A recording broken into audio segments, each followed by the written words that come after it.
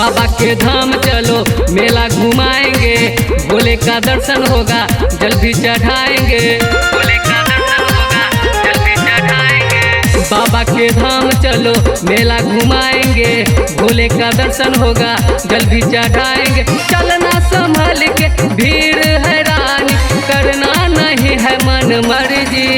मेला में है रे गर्दी, मेला में है रे गर्दी, मेला में है रे गर्दी, मेला में है रे गर्दी।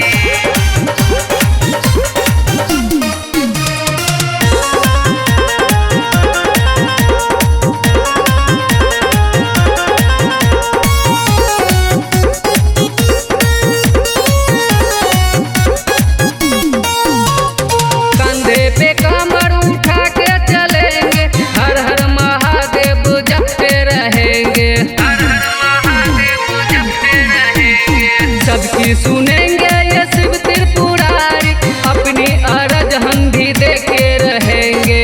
झोली भरेंगे बाबा महिमा अजूबा है, इनके सिवा न कोई दानी जी दूजा है। रिम रिम बदरिया सावन की बरस, लागे है बाबा मोहे सर्दी।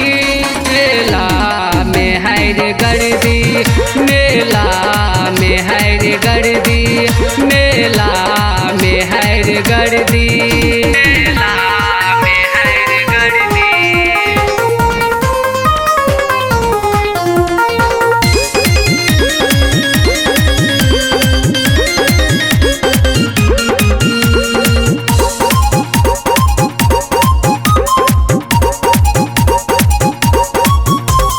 लाए है बम देखो गंगा की पानी, अब तो नहाएंगे शिव भोले दानी, अब तो नहाएंगे शिव भोले दानी।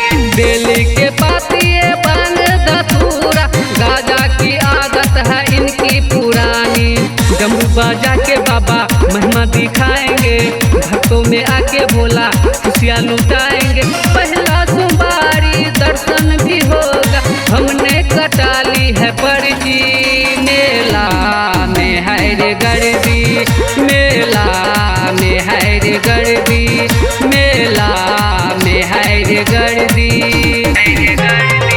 बाबा के धाम चलो मेला घुमाएंगे, भोले का दर्शन होगा जल भी चढ़ाएंगे। चलना संभल के भीड़ है रानी, करना नहीं है मन मर्जी।